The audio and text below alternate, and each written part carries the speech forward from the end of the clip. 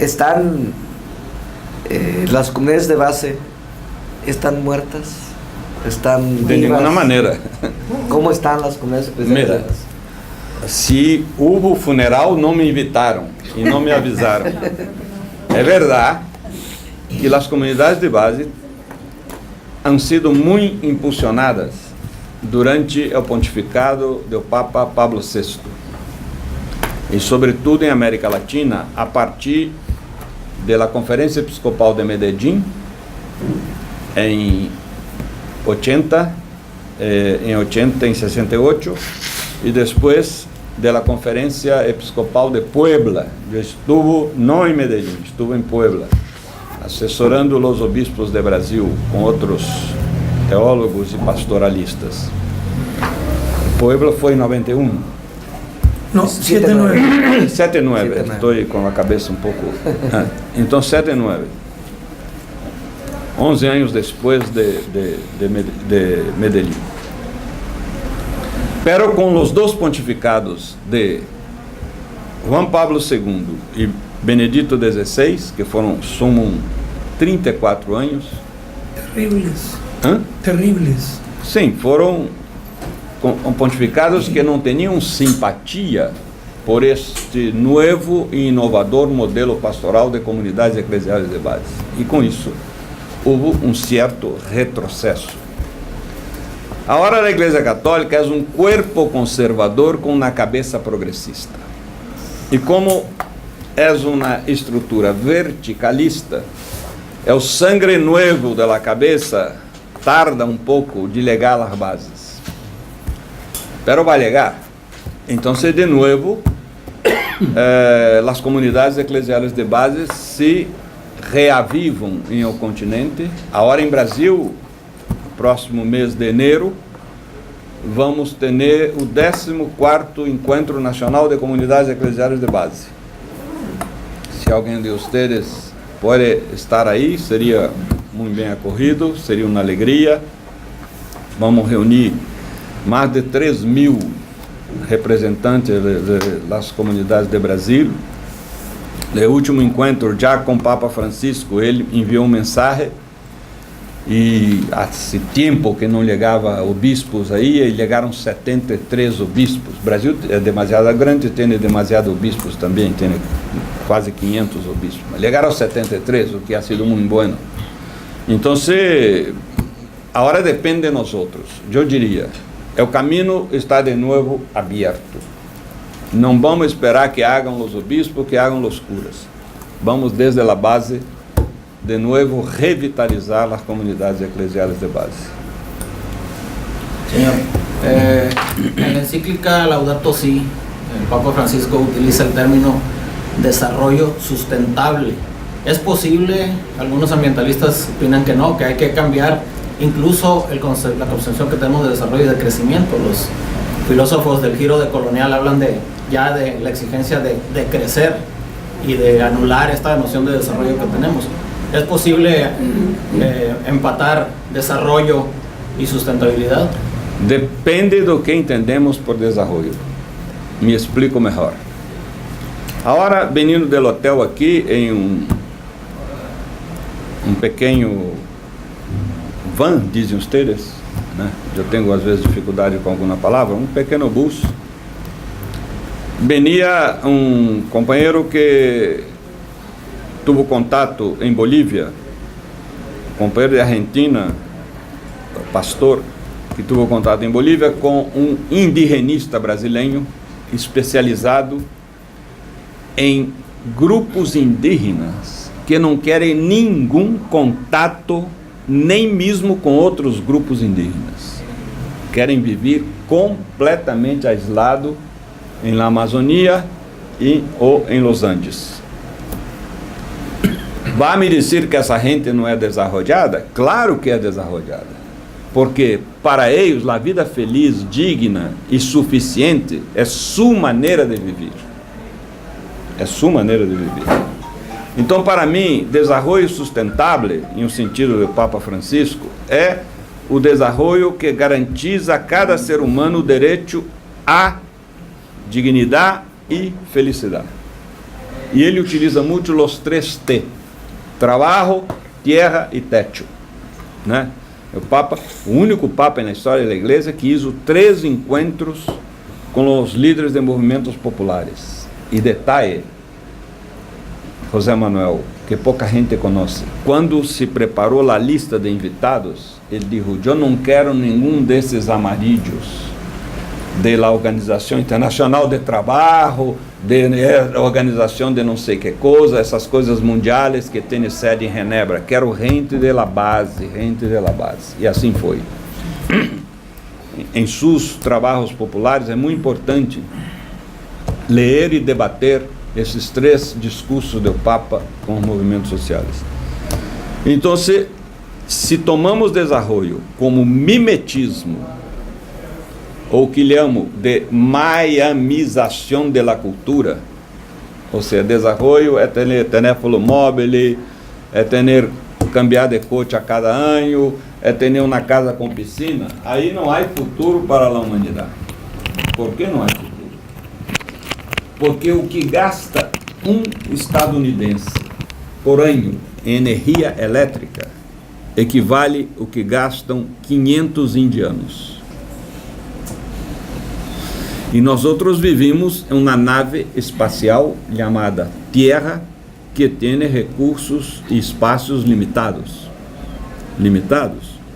Então, esta concepção neoliberal de desenvolvimento não tem nenhum futuro, a menos que os Estados Unidos, equivocadamente, siga pensando que esta nave não é como um avião transoceânico.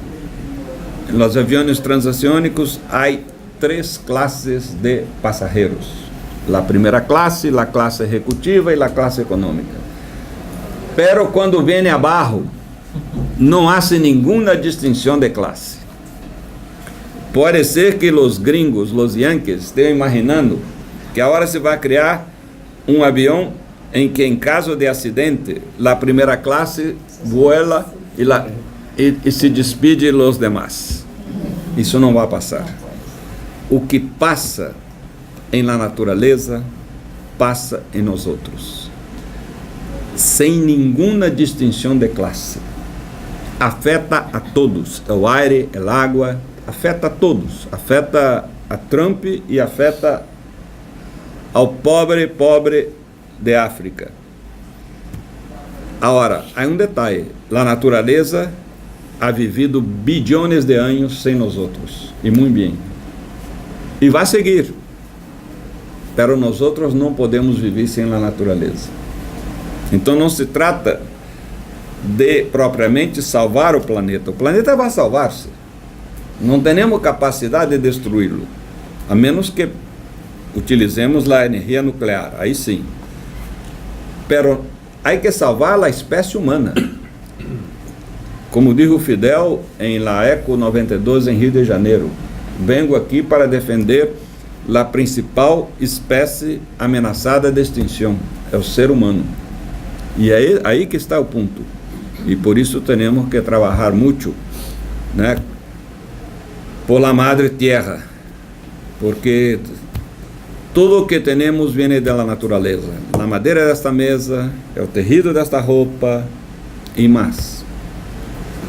Dentro um rato, vamos todos, crentes e ateus, a ser um resto eucarístico. Vamos almoçar. E que é almoçar? É um alimento que estava vivo e ha sido morto para nos dar vida.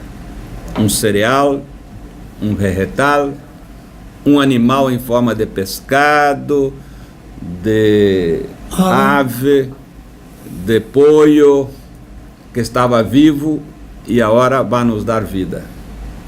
E não há nada pior do que comer solito.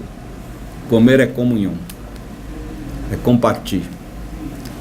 Então, para sobreviver biologicamente, necessitamos fazer esse resto eucarístico todos os dias e várias vezes. E quizá por isso, por essa sabedoria, é que Jesus transformou a comida em comunidade em seu principal sacramento. E se incluiu aí adentro. A cada vez que vocês compartem seus bienes, compartem meu corpo e compartem mi sangre. Então, vivir é um hecho eucarístico e mais, e muito romântico, porque vivir é estar permanentemente dando um beijo em la boca da natureza. Agora mesmo acabamos de ingerir oxigênio que nos ha sido fornecido por las plantas e los plantos, e simultaneamente exalamos gás carbônico que alimentam as plantas e os plantos. Se nós logramos que a gente tenha essa consciência, creio que muitas coisas vão cambiar. Aquí se conecta la mística y la espiritualidad para los movimientos populares. Tú y Leonardo regalaron un libro hermoso, Mística y Espiritualidad. ¿Qué tiene que ver esto? Bueno, primeiro, são duas coisas que toda pessoa, crente e não crente, tem em sua vida. A mística, que é o que os gregos chamavam de entusiasmo, que etimologicamente significa estar lleno de deuses, está muito animado para criar, para lutar. E espiritualidade, que é o cultivo de nossa vida subjetiva espiritual. Toda gente tem mística e toda gente tem espiritualidade. Muita gente tem na direção equivocada. A gente que tem a mística de defender sua propriedade privada. E a gente que põe toda a sua espiritualidade na conta bancária. Por isso se desespera, né? Essa gente tonta que quando sofre um assalto em la calle, que querem lhe tomar o coche e com uma arma, ele prefere lutar para defender seu coche do que defender a vida. Mira, que vai o coche, sabe?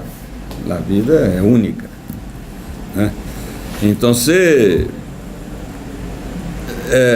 nós precisamos ajudar os movimentos a profundizar essa dimensão subjetiva, de que há que desenvolver, primeiro, uma mística de que cada um de nós somos seres sociais, dependemos um do outro, em todo. Eu garanto que toda a gente aqui pretende almoçar hoje, e também garanto por la hora que ninguém aqui vai à cozinha preparar seu alimento. Alguém a hora está trabalhando para que nós vamos comer, não é verdade?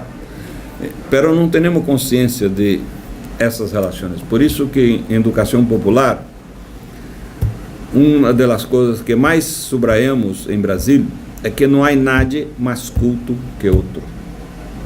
E isso eu aprendi nos 5 anos que vivi na favela. Havia um grupo de médicos que atendiam um grupo de mulheres embaraçadas.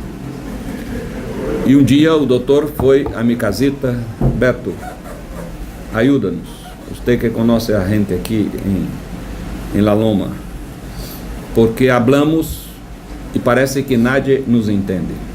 Bueno, eu fui aí e logo percebi onde estava o problema. Os médicos falavam em FM e a gente estava sintonizada em AM. Então eram 2 frequências distintas, né? Então fui a ser a assessoria e perguntei ao Dr. Raul, depois que ele havia ensinado, porque as mulheres têm que amamentar os ninhos, não pode substituir a leite materna por harina, por Nestlé e todo, tem que ser a leite da madre. E perguntei ao Dr. Raul, perguntei a Dona Maria: Dona Maria, você ha compreendido? Isso está um librito que hizo com Paulo Freire, que está aí afuera. Dona Maria, você ha compreendido o que disse o Dr. Raul? Não compreendi. E por que não compreendeu? Porque não ha ido à escola. Eu não tenho cultura, sou muito ignorante. Dr. Raul, e por que você ha dito essas coisas? Não, e Dona Maria, por que Dr. Raul ha dito essa coisa? Não, porque ele é doutor, ha ido à escola, está formado. Aí eu perguntei ao Dr. Raul: Dr. Raul, você sabe fazer pollo com salsa roja? que em Brasil tem dois nomes, frango ao molho pardo, frango galinha de cabidela. Mas na tradução livre aqui seria pollo com salsa roja, que se aproveita a própria sangre do pollo para hacer a salsa. Ele dijo, eu em la cocina não sei fazer huevo cocido, não sei fazer nada. Eu digo, doutor Raul, usted e Dona Maria, los dos perdidos em uma mata, e uma sola galina. Dona Maria ha dado uma sorrisa, porque descobriu neste momento que não há nadie mais culto que outro. Há culturas distintas e socialmente complementares. Você pode ser, né? Jorge pode ser reitor da Universidade José Martí, professor de física quântica e vai com seu coche por la calle que se rompe, ele abre e mete uma cara de ignorante porque não sabe o que passa. Aí vem um muchachito que tuvo 2 meses de escola, pero um mecânico muito especializado e arregla o coche e o doutor pode ir adelante. Não há nada mais culto que outro. O equívoco é que o sistema nos quer convencer que cultura é sinônimo de escolaridade, e não é sinônimo de escolaridade. Por isso, um detalhe muito importante, perdona-me, cada vez que vamos comer em uma casa, afuera de nossa casa, há que prestigiar o cozinheiro ou a cozinheira, porque a comida é uma obra de arte, que não se repite. Quem cozinha sabe disso. Nunca a mesma receita sai do mesmo modo.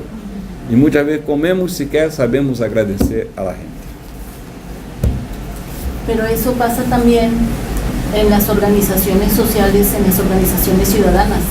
Queremos ir con la actitud del que va a enseñar, el activista que sabe y es el único que dice por dónde, el que da la línea, y no entendemos lo que es la educación popular. Hasta cuando hablamos de educación popular creen que es educación de mí para el pueblo, no con el pueblo, desde el pueblo. Usted tiene toda razón. Y también yo quisiera pedirle, bueno, yo leí su escrito sobre los consejos que da para mantenerse como militante de izquierda.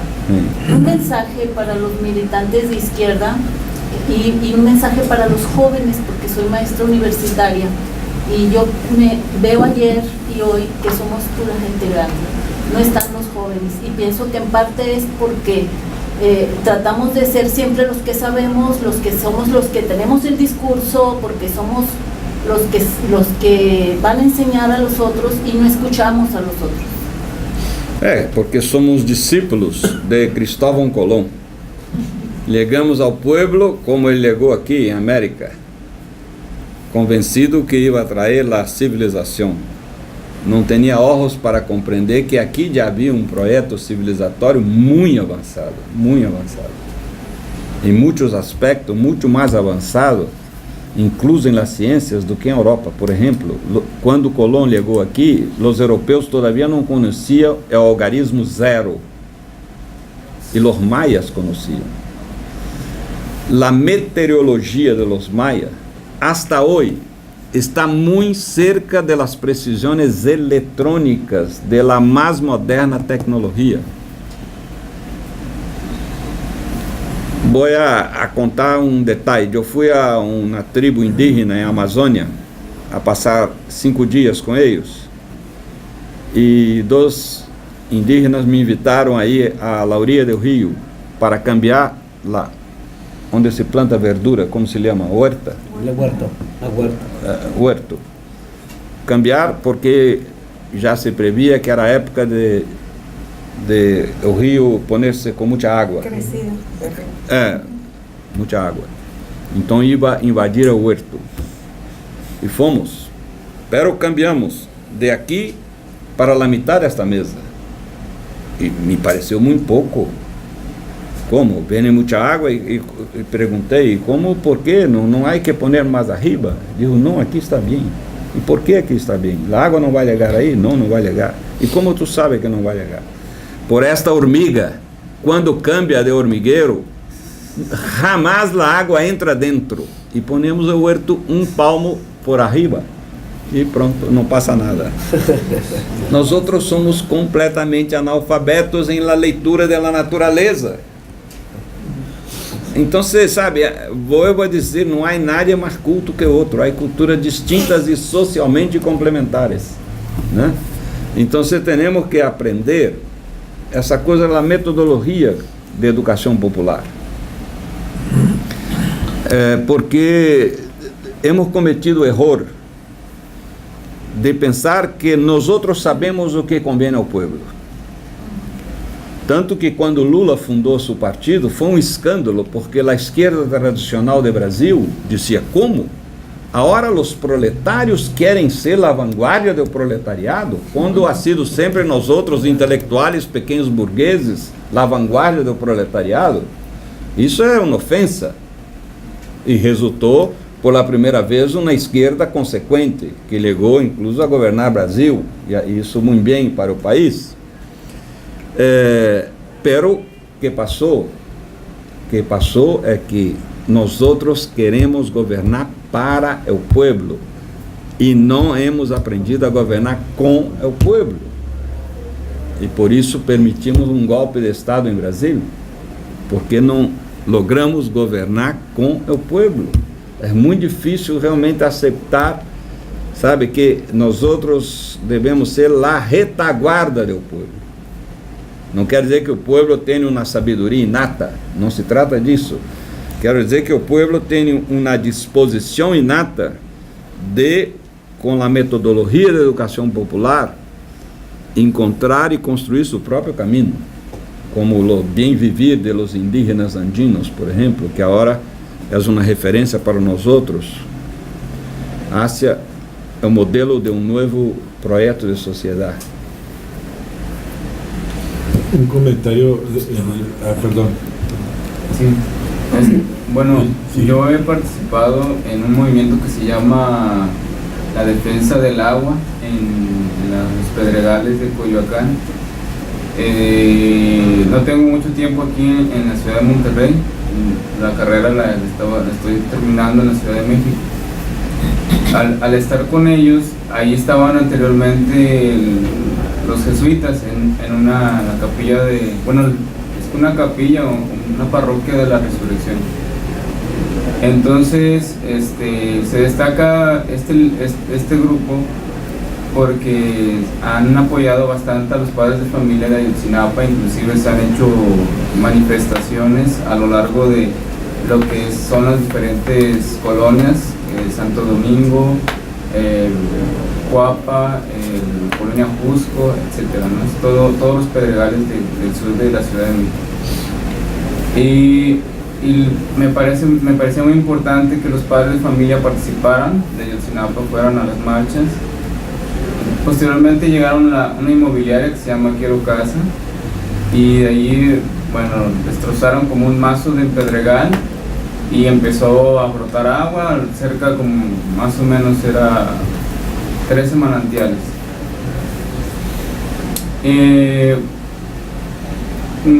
Las autoridades, la PAOD, el CONAGUA y diferentes instituciones nunca hicieron nada, hasta hoy en día no han hecho nada para echar atrás el proyecto de las inmobiliarias que tienen, pues ya hasta vendidos los departamentos. Entonces, me parece, cuando la primera pregunta, las comunidades de base, ellos pertenecen a las comunidades de base, de repente los jesuitas que estaban ahí los cambian, o sea, de repente deja de ser como una capilla o una parroquia sin nadie que lo represente de los jesuitas, ¿no? Y pusieron, creo que ahorita son los que están llevando los diocesanos, ¿no? Entonces, pues me llego a preguntar, no sé cómo sean estos cambios desde la iglesia, si tiene que ver alguna situación incómoda dentro de la propia iglesia. Muchas veces sí. Entonces, el obispo cambia porque no está de acuerdo con la línea de los curas que trabajan ahí y pone otros. Y pues me parece, bueno, de alguna forma lo han llevado a cabo esta lucha. Desde luego lo que me ha tocado es que estamos como muy educados a la competencia, al oportunismo, sí, desgraciadamente, y también dentro de este grupo pues es muy sectario, pues, sin embargo pues le están ahí dando la lucha y eso es importante. Pero lo que no entendía precisamente en la primera pregunta era por qué no precisamente estos sacerdotes que en un momento dado ya tienen muchísimos años ahí trabajando con las comunidades de base, de repente cuando empieza a ver como estas coyunturas políticas, ¡pum!, los cambian, ¿verdad? Sim, esse é o problema, porque hay gente en la iglesia que se olvida que nosotros, cristianos, somos discípulos de un prisionero político. Jesús não ha sido muerto nem de hepatite em la cama, nem de desastre de camello em uma esquina de Jerusalém. Jesus foi preso, torturado, julgado por 2 poderes políticos, não solamente um, e condenado a pena de muerte los romanos, la ejecución en la cruz. La pergunta é outra. Que qualidade de fé temos nós outros, seus discípulos, que não questiona esta desordem estabelecida? Ou seja, sobretudo um cura, um religioso, por que ele não constitui uma família? Porque em princípio se entende que ele vai dar tempo integral a ser militante do reino, não homem da igreja, porque a palavra igreja em los 4 evangelhos aparece 2 vezes, a palavra reino mais de 100 vezes.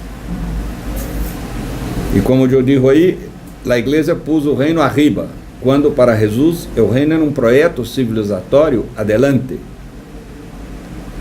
Agora, por que falou esta palavra reino que para nós outros nada significa? Porque vivia em uma sociedade monárquica, em um reino de César, em que ele predicava outro reino. É como em um capitalismo falar de socialismo, em uma ditadura falar de democracia.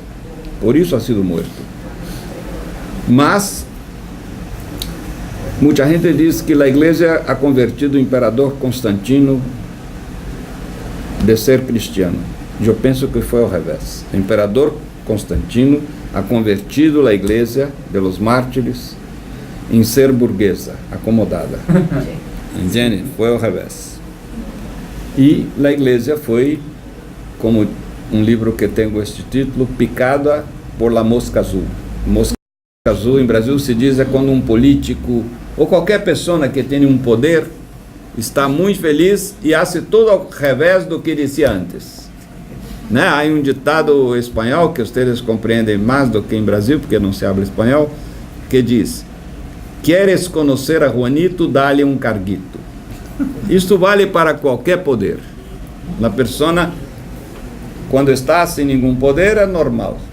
Pero se és uma pessoa egocêntrica, arrogante, tu dá-lhe na direção da escola, de uma agência bancária, de uma farmácia, pobre de quem está por baixo. Não é verdade? Ou feliz se a pessoa é generosa, compreensível, tolerante. É isso que passa.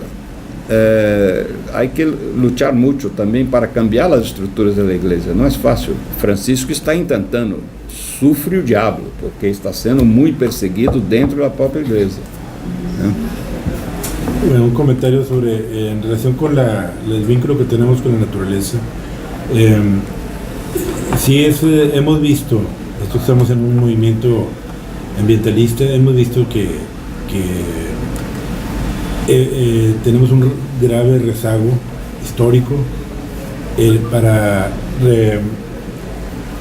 revincularnos con la naturaleza, revincularnos porque hubo la época en la que hubo un despegue de la naturaleza en términos incluso conceptuales y vivenciales, al grado de que nos convertimos en depredadores, ya como lo mencionaba. Pero bien, entonces, pero eso se ha dado en todos los sentidos, incluso en la misma iglesia, pero también en los partidos que se supone que tienen un pensamiento avanzado, digamos los partidos de izquierda. Bueno, esa es una idea, no necesariamente es así, pero al grado de que los temas ambientales o ecologistas son nuevos, incluso están ausentes para muchos partidos que se supone que tienen un programa político o un proyecto de nación completo, integral, y está ausente, al grado de que dentro de la izquierda ya los ambientalistas nos ven como activistas light, porque creen que el ambientalismo se reduce a reciclar la basura y cosas así, y no ven que algo que hemos aprendido los pueblos originarios, para ellos el vínculo con la naturaleza no está desvinculado de su vida cotidiana, pues es la misma vida, es la única vida integral, unitaria. Y acá hemos dislocado esto, que al grado de que tenemos que, yo creo que hacer una reflexión muy profunda, incluso hasta construir teoría también, que ya se está dando afortunadamente. Ustedes lo han hecho y varios movimientos indígenas lo han estado haciendo, sobre todo indígenas aquí en México. Y claro, algunos académicos, pero vuelvo a decir, los indígenas lo viven y es ancestral, esas nociones, esa cultura es ancestral. Entonces, de todos modos, sí, quizás haga falta, porque nos movemos en un mundo que también es de académico, de citadino, y esto para retomar y hacer una crítica muy profunda a los partidos, sobre todo de izquierda, para que incluyan en sus programas esta como una praxis política también el ambientalismo, porque al final la praxis ambientalista toca y lucha contra un sistema capitalista depredador de la naturaleza. Entonces yo creo que es parte de nuestra militancia, de nuestra praxis, irnos así y formular todo esto y pues llegar a esta parte para terminar este comentario, para llegar a ese punto donde la naturaleza se convierte en mercancía, que es en los procesos extractivistas, de la industria extractivista, que empieza empieza el proceso de producción capitalista o de acumulación de capital. Yo creo que tenemos que enfocarnos mucho también ahí, que finalmente, bueno, estamos haciendo una lucha antisistémica. Si nos vamos a un ambientalismo de ese tipo y vinculado a otros movimientos sociales, de otros temas sociales, para hacer la vida una integralidad. Eu penso que uma esquerda que não tem sensibilidade socioambiental não é séria, não merece ser valorada. ¿Por quê? Porque quando eu saí da cárcel, estava toda a luta contra a ditadura, todos nós outros organizações, partidos, todos destroçados. E muita gente perguntava, e onde está o erro? E eu dizia, nós teníamos tudo, teníamos armas, teníamos dinheiro de expropriações bancárias, de sequestros, teníamos coragem, muitos militantes que han dado a vida por isto. Lo único que não teníamos, um pequeno detalhe, apoio popular, que é todo, Ou seja, a ditadura logrou fazer uma separação entre nós outros revolucionários como meros terroristas e o povo. O que a mim personalmente me valeu, porque dos 4 anos que estive na cárcel, estuve 2 anos entre os prisioneiros comuns. E eu tinha muito medo deles. E descobri que eles tinham muito mais medo de mim por la fama de terrorista. Eu era como um Al Capone, né? Então você dizia, não, Beto, eu não quero mais roubar a gente na calle, quero meter-me em seu grupo aí para metralhadora, assalto a banco, diplomáticos, não sei o que. Eu dizia, não, eu nunca tomei arma, não, eu sei que tu agora não confia em mim, mas vou provar. Então, enfim, eu fui salvo por esta fama. Mas para dizer o seguinte,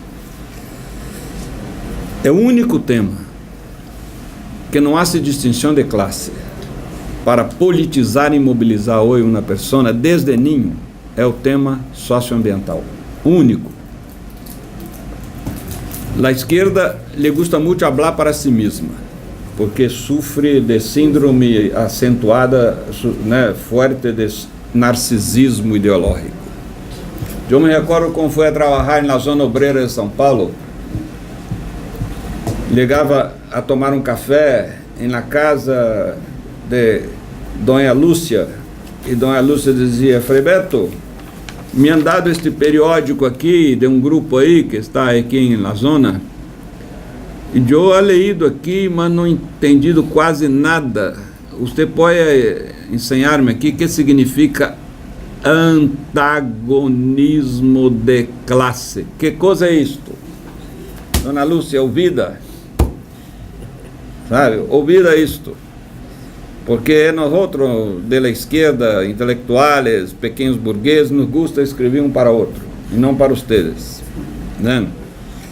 Então, o tema ecológico toca a qualquer ninho de qualquer classe. Então, é no mínimo uma tonteria um grupo ou um movimento de esquerda não saber o potencial revolucionário que tem este tema. Revolucionário. Eu me recordo de los prejuízos que Chico Mendes ha sofrido em Brasil, porque era um homem de esquerda, pero líder de toda a coisa socioambiental, por haver nascido e lutar na Amazônia, dentro da selva, com a produção de cálcio. E ia a São Paulo, Rio de Janeiro, a gente de esquerda lo mirava assim, como esse tema aí de los verdes. A gente custou a se dar conta, e todavia há muitos que não. Como passa aqui, passa em Brasília. A se dar conta disso, que, sabe? Outro detalhe, uma vez eu estava na Cidade de México e vi um grupo de esquerda falar comigo assim, na sala como estamos aqui. Roberto, nos ensina uma coisa, aqui em México, nós outros necessitamos também construir um partido dos trabalhadores como este de Lula em Brasil. Então queríamos que você nos conte como ha sido esse processo. Eu digo, bueno, se vocês querem construir um partido dos trabalhadores em México, como este que é em Brasil, há que começar por um trabalho de base. Em Brasil, começamos por as comunidades eclesiais de base. Dentro de 40 anos, quando falei isso, um disse, não, espera aí, 40 anos? Sim, 40 anos. Mas não, mas queremos para 4. Não sei a receita. Lula é consequência de 40 anos de lutas populares. 40 anos, que começou nos anos 60, ele foi elegido em 2012. Por detrás, aí, como as Olimpíadas têm aqueles 5 círculos, então você tem um primeiro círculo, que são os movimentos de comunidades de base pastorais. E por que pongo em primeiro lugar? Por razão muito sencilla, porque em 64 houve um golpe militar em Brasil que reprimiu todos os movimentos sociais, sindicais, partidos, exceto as comunidades que diziam, não, isso é coisa da igreja, da religião, isso não incomoda nada. Não se deram conta do potencial revolucionário. E desde as comunidades surge, em los anos 70, o segundo círculo com os movimentos sociais e populares. 75, os movimentos sindicais combativos, aí que surge Lula. 80, a ditadura de abajo, os exilados retornam, os novos partidos políticos. E depois o último círculo, que são os movimentos de massa. Movimento de trabalhadores sem terra, movimento de trabalhadores sem teto, movimento estudantil, central de movimentos populares. Então, são todo um acúmulo, um somatório de lutas que han permitido eleger este metalúrgico, que não tem nenhum diploma de universidade. Então, o problema é esse, que não temos perspectiva histórica, paciência histórica, e não queremos fazer trabalho de base. Queremos encontrar uma fórmula como assalto ao Palácio de Inverno, como é um mito da Revolução Russa, que Lenin passava em la calle aí, entrou no Palácio de Odzai e já pôs a dirigir o país. Não ha sido assim. Sabe, todos os câmbios têm uma larga história de trabalho de base, e agora eu diria de educação popular. Né? Sem esse método não há maneira de ir. Sí, yo quisiera preguntarle sobre dos cosas. Las brigadas que han estado yendo a trabajar a Morelos detectan que los jóvenes no tienen ahorita ocupaciones, entonces están siendo cooptados por la delincuencia organizada. Mi postura es poder que deberíamos trabajar con ellos con la metodología de la educación popular para poder intentar darles estructura y autoorganización para que ellos sigan un proceso de trabajo que los pueda mantener fuera de estas circunstancias que suceden en México. Esa sería una de mis preguntas. ¿Hay formas, sí hay forma efectiva de trabajar con ellos con esta metodología en el poco tiempo que como externos las brigadas van a estar trabajando en los refugios? Y la segunda pregunta es, no sé si sea posible que me la conteste, pero desde mi punto de vista y los grupos indígenas mexicanos han estado organizados aquí y han estado haciendo trabajo muy importante y milenariamente han sido, como en todas partes del planeta, defensores del medio ambiente y han tenido una relación saludable con el medio ambiente. ¿Cuál es su opinión acerca de la candidata indígena? Bueno, primera pregunta, la vía más correcta y rápida de trabajar con los jóvenes en esa situación es la cultura artística. Esa es la vía más correcta. No es clase, no es querer que entre en partido político, hacer movimiento, cultura artística. Desde ahí, sim, eles vão chegar a ser militantes, mas é o que mobiliza eles. A música, o teatro, a literatura, a poesia popular, a dança, enfim. Isso quita eles do mundo da contravenção, do mundo, né, da marginalização. Hay que criar mecanismos para atrair eles para a cultura artística. Eu não tenho nada contra um candidato indígena. Eu conosco que ha dado muito certo, que se chama Evo Morales e preside Bolívia por la 4ª vez. Ou seja, Rigoberta Menchú, que é Prêmio Nobel da Paz, foi candidata em Guatemala. E não há nada de raro, porque Guatemala é um país predominantemente indígena, como México também, predominantemente indígena. Ou seja, os mexicanos podem não assumir sua predominância indígena, outra coisa, né?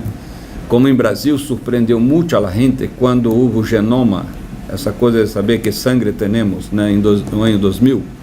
Brasil foi o país que teve a mais larga esclavitud em las 3 Américas, 350 anos de esclavitud. E o último país a declarar oficialmente o fim da esclavitud. E toda a gente pensava que nossa sangue era majoritariamente negra. Não, é indígena. É indígena. Temos, apesar de que em Brasil se percebe menos esta influência indígena, assim, em la cara de la gente, como em México, em Guatemala, ou mesmo em Bolívia. Pero é o que predomina, né? Que hemos tenido outro tipo de indígena e muito mais vulnerável que os indígenas de ustedes. Um detalhe. Em Brasil, os indígenas, ao contrário de aqui e de Centroamérica, não deixaram nenhuma obra de arte. Não há pirâmides, não há monumentos, não há nada. Por quê? Porque era uma natureza que não exigia fazer nenhuma construção. Se vivia muito bem em la selva amazônica, em outras partes, diretamente em contato com a natureza, sem fazer nenhuma coisa de construção. Por isso não há pouquitos, mas muito pouquitos monumentos indígenas. E, ao mesmo tempo, se tornou muito mais fácil para os blancos colonizadores terminar os indígenas. Pero, como eles tiveram muita mescla com os colonizadores e com os escravos, então isso está mais forte em nossa sangue do que a sangue negra. Por último, usted es aquí en México, incluso por la izquierda, conocido más como quien escribió una biografía de Fidel Castro. Sí. Pero muchos nos interesa saber si lo puede sintetizar su experiencia en el programa Hambre Cero. ¿Cómo le contaría usted a los mexicanos esa experiencia ¿Qué alcances tuvo y qué limitaciones? Bueno, o programa Zero era um programa muito revolucionário. Naquele momento, o Brasil estava em um mapa do hambre, tinha mais de 50 milhões de pessoas em situação de insegurança alimentar, porque quando falamos de hambre, há que entender isso, mesmo em África. Não se trata de falta de alimentos, se trata de alimentos que têm valor nutritivo. Uma pessoa que passa o ano todo comendo yuca está perdida. Isso é hambre, porque não tem os outros nutrientes necessários para a saúde. Então, o grande problema não está na ausência completa de alimento.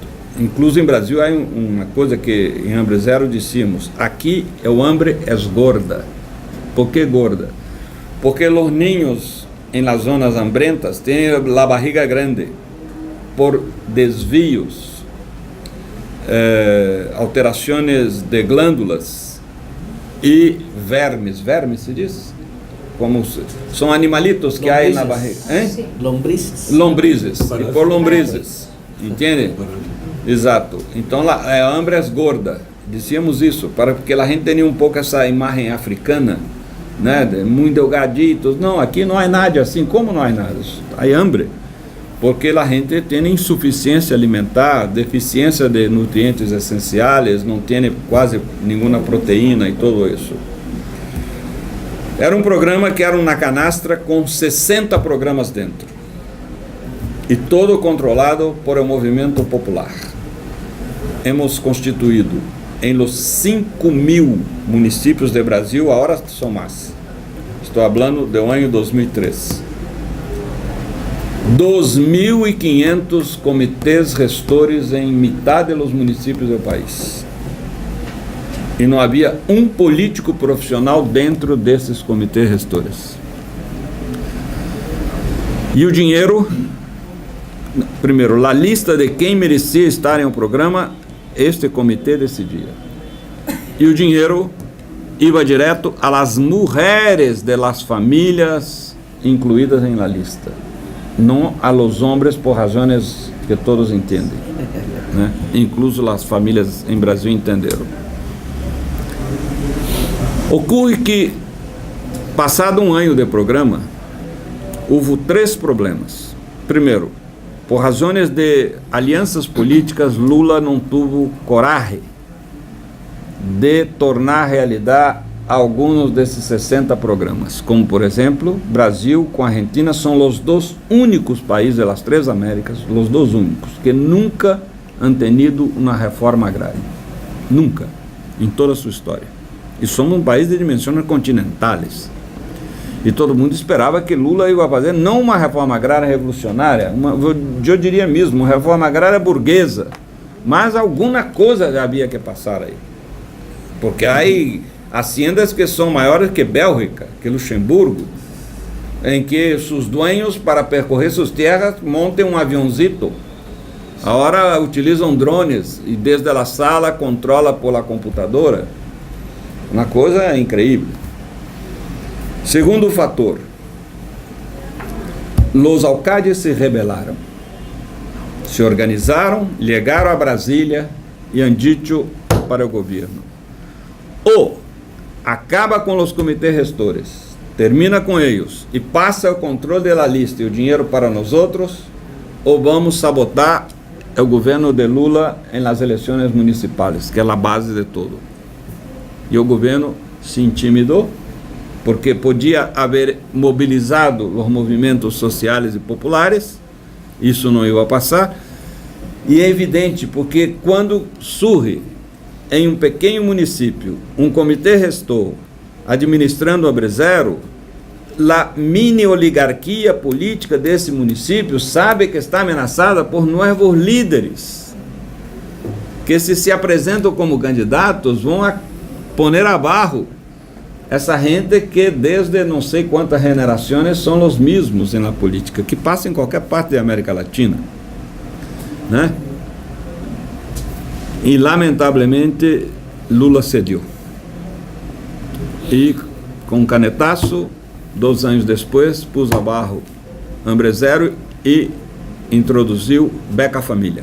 Qual é a diferença? Hambre Zero é um programa de caráter emancipatório. Uma família que ingressava em 2, 3 anos já estaria em condições de produzir sua própria renda. Beca Família, é bueno, muito melhor existir do que não existir, quitou 40 milhões de famílias da miséria, pero é compensatório. Uma família que ingressa em Beca Família não sai nunca mais, porque se sair, vuelve a miséria. O programa não oferece condições de sustentabilidade. Esse é o problema, né? E aí, quando passou isso, eu liguei para meu querido amigo Lula e disse: me vou. Ah, por que se vai? Me vou porque fui chamado a trabalhar em um programa emancipatório e eu não estou de acordo com este compensatório e vou a trabalhar com a base. E hoje sou um feliz ING, indivíduo não governamental.